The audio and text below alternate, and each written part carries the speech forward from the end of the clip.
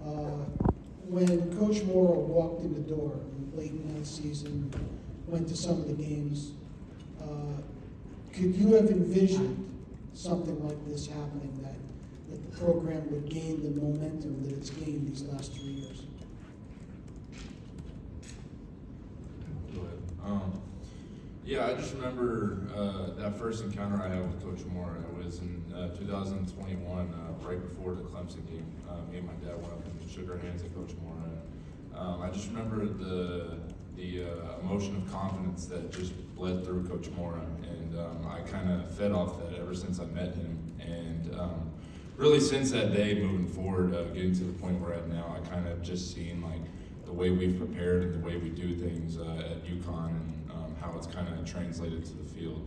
It's just been super special to be a part of this group. I can say I've been here for 6 years now. These past 3 years have been nothing short of special. And this year in particular has definitely been the best one. Well, I got here in the first spring when Coach Mora got here, so I wasn't here early on, through the tough times. But one person I think about in particular through those times is my brother Dow over there, and he's told me everything. He's been here for 6 years along with Chase, and this is just a blessing to be here where we're at now. And at least for me, honestly, when I first came here, I knew from meeting Coach Mora and the staff that we had something special, and we had the opportunity to do something special. And ever since we all came here and put in the work together, we've just been making deposits to make sure that this day comes to fruition. So here we are now. Before you ask him a question, I'll say that we have 8 captains, so everyone on our team's a captain. But John Nider, who's a wide receiver, he's a special teams captain. John Bechtel, special teams captain. Delmont, who's, as Jelani just said, has been here a long time, and then Cam Edwards. So if you want to ask them questions as well, they're able to answer. For Jelani and Coach, just can you describe what the experience surrounding this game has been like? You guys have been here for a couple days. What have you been able to do? So you maybe got a tour of the stadium, things like that. Can you just describe what these last couple days have been? For me, honestly, all of these things are great. Like Coach Moore said, we're thankful for everyone who put all this together. But we came here to work at the end of the day. A lot of the guys here, I know they agree. So that's all I have to say about that, honestly. I think I'll echo what Jelani says. We've tried to have a really nice blend of work and then enjoying the experience. Our players have spent a lot of time together. It's a very close team. I think they've enjoyed spending the holidays amongst one another, away from family. They don't necessarily like being away from family, but they just enjoy the company of each other. And we've worked hard. We did not get off our schedule and our routine at all. Having a Saturday game has helped us.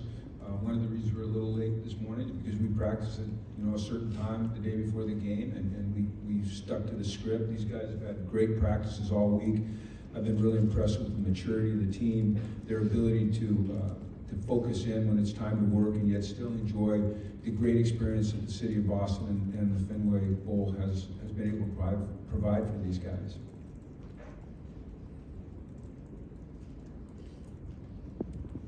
For really anyone here, you're playing in a very interesting location. You're playing at Fenway Park, one of the weirdest dimensions in baseball, but a bit of a strange dimension here. For the football game, benches on the same side, really tight in one of the end zones to the wall. What kind of preparation has gone into this one with substitutions, coaching from further away, anything that kind of has had to be different heading into this one? Well, we've put in a lot of work practicing the special situations. We put all of our guys on one side of the field, mimicking the side we'll be on game day. And we'll go through our situations from the hurry up stuff with the offense, the field goal stuff, the defensive signals, offensive signals, making sure everyone's in the right position and mimicking game day, because that stuff can lead to a penalty and things of that nature. So we just try to make sure we do the best we can to mimic what we'll do on game day to make sure everything goes smooth when the game comes. For whoever's willing to answer this one, obviously on the other side of the ball, a lot of focus has been over there, right, with who's coming in as the next head coach, and a lot of the talk, kind of the outside noise. Are you guys able to glean anything from that, kind of take something from that going into the game, or do you just try to block it all out and focus on yourself? We don't try to, we do. It's irrelevant to us. We can't control the emotional component of our opponents, and so we don't try to. We focus on can control, and that's our preparation, that's the way we work, that's the attention to detail, that's the mindset, it's the way we go out and perform. And as far as I know, Coach Belichick will not be taking the field on Saturday, so it's irrelevant to this football team. This is for Coach Mora, and then I just would love one of the players to weigh in too. But Jelani will win. who's the most talkative besides Jelani to weigh in? No, but really, what struck you? You guys got to get on the field last night. What struck you about coming in here? What did you look around at? What caught your eye? Just kind of how did you take it all in besides the wonky dimensions? It's like we're in a baseball stadium, and this is like not the same as a rectangle. You know, we're gonna be on the same sideline. I actually grew up practicing on the baseball field, so it wasn't that weird. But being on the same sideline, like Coach said, we've been practicing the tactics and like the bright lights. They said we sold about 25,000 tickets and counting, so that's gonna be great. And that's really about it. Just the turnout of the event is gonna be big, and like you said, the dimensions of like the whole setup is gonna be different. But we practiced that all week, and we're gonna definitely adapt to it. I think for me, it was very special to see because I remember 2 summers ago I was able to attend a game here at the park and at the park, and then so it was kind of neat just to see the different setup and the field layout, and obviously yesterday being able to just like get a feel of how it's going to be on Saturday. That was very important. But also just see the Green Monster and just seeing the UConn on that Green Monster. I think that was pretty special. And then the 4 quarters, and we just got to make sure that once those 4 quarters are done, that we go 1-0 on this Saturday. For me, it was a history. Just, you know, I'm a little bit older than these guys, and just I've always been actually a Red Sox fan, believe it or not. And so to be able to take the field, I've sat in the stands many times, but actually saw Carly Yastrzemski hit a home run here when I was a kid. And to be able to go behind the Green Monster and see how that operates, it's just, I mean, those are just amazing memories. And I know as these guys go through their life, they're going to reflect back on these moments, and it's going to mean more and more to them as they get older. And I'm sure now that, you know, when the Red Sox are on TV, they'll probably tune in a little bit longer and say to their kids, "Hey, I was on the field at Fenway, you know, where Big Papi." And I mean, you see, it's pretty special.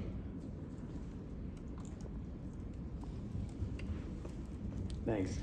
This one's for Valetin. Just wanted to check. So just in follow up, when you said that you got to come here a couple summers ago. Growing up in Europe, like, were you already aware of like some of the like history of Fenway or like the allure of it, any of that, or is that like your first time seeing this?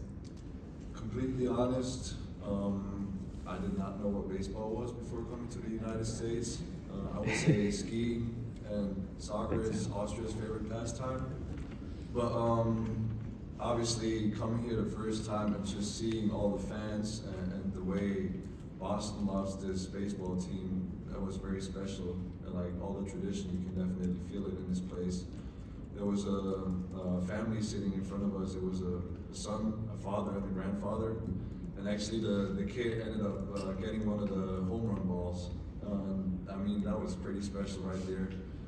They got teared up, and I thought that was pretty neat to see. And just that the whole, all those generations who grew up watching that same team, I mean, that was really, really special.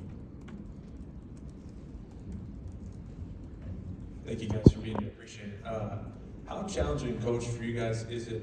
You've had a long layoff since the regular season, and this game, you know, guys might be sitting out on either side, and it's a different team you might be scouting compared to what you would have seen earlier in the season with film. How do you adjust for that when there's so many extra factors that come with it on top of it being at Fenway and all these other things? So prep, scouting, the whole 9 yards.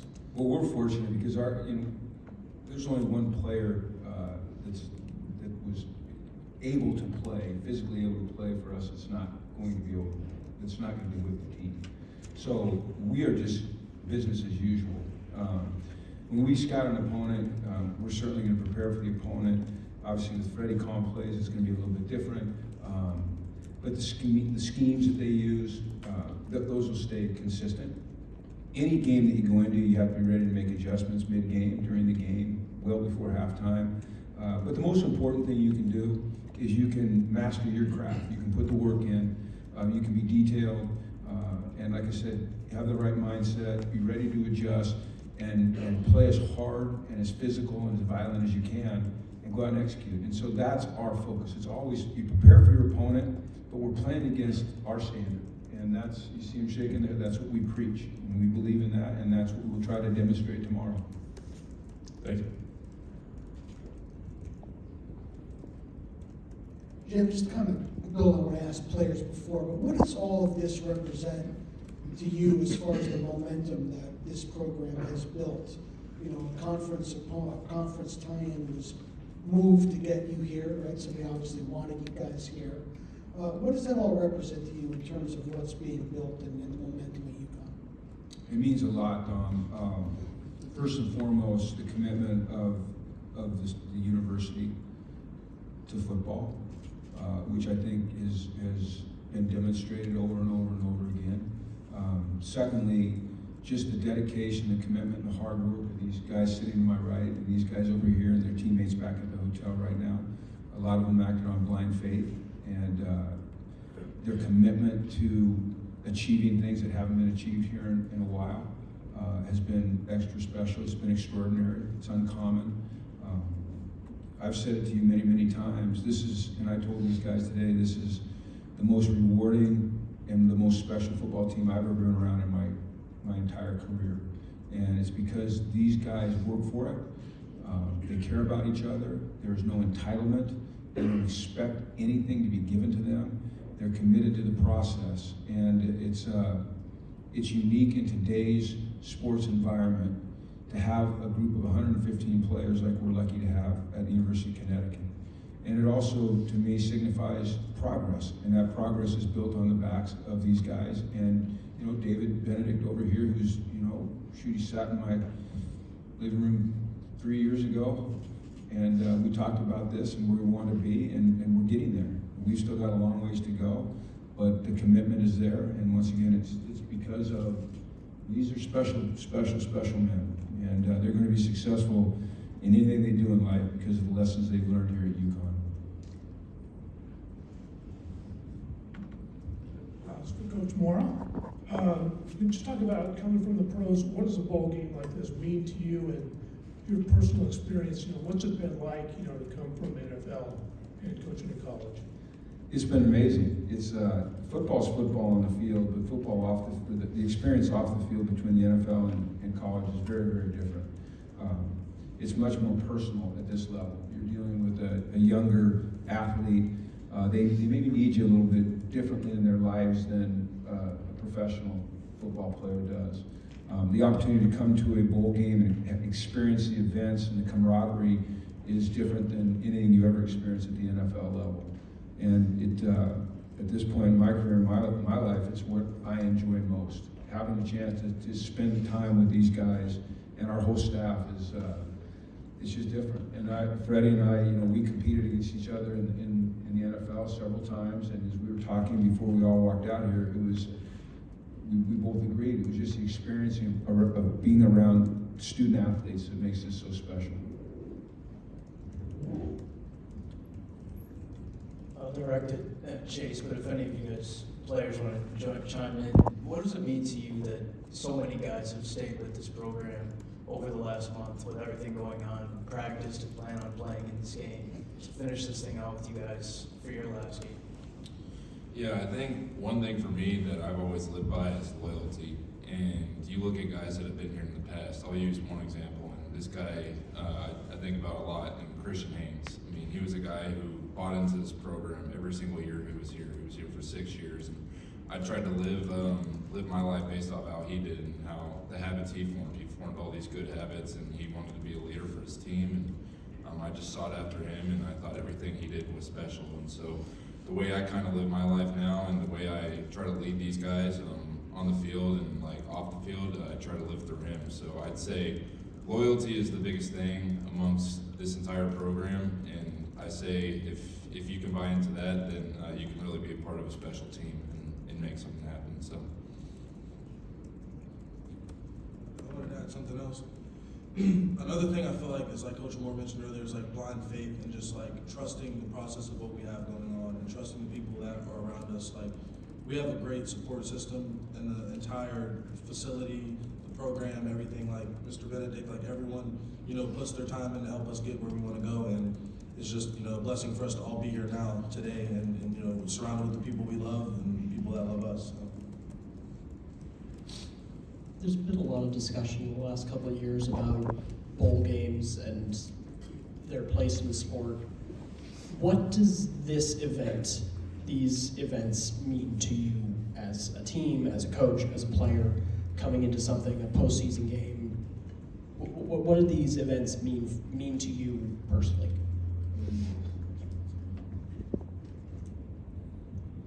I think we're very appreciative to kind of reap the rewards of our hard work. I mean, all year we try to fight for that extra, that 13th game. And so it means a lot to be able to come here and obviously not forget about what got us here in the first place, and obviously put in the work still on a daily basis, but at the same time just be able to experience what we achieve for ourselves, and then not forget to all that work that led to this the whole year, not just during the season. So it's definitely special to have those moments and celebrate it together as a team, because it took every single person on the whole team, on the whole staff to get to this moment.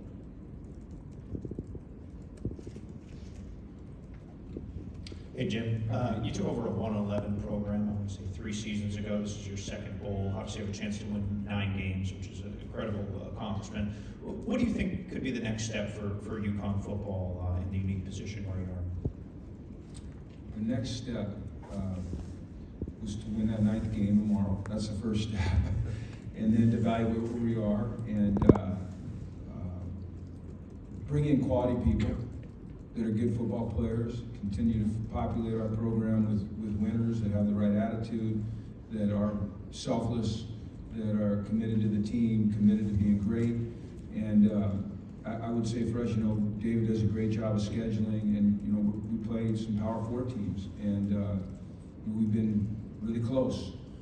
We haven't been able to get it done on a consistent basis. So the next step for us is to be able to, we were one of only 3 Group of 5 teams to go undefeated against the Group of 5, which I think is a pretty great accomplishment for these guys.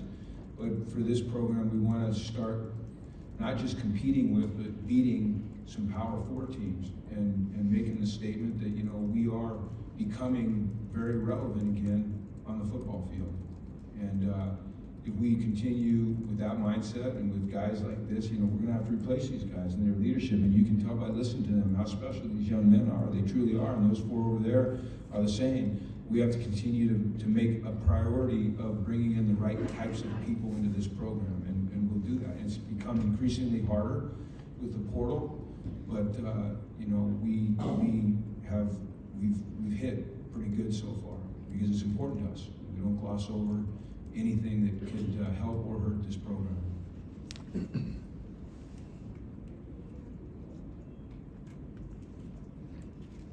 Thank you so much. Thank you so much for being here. Appreciate it.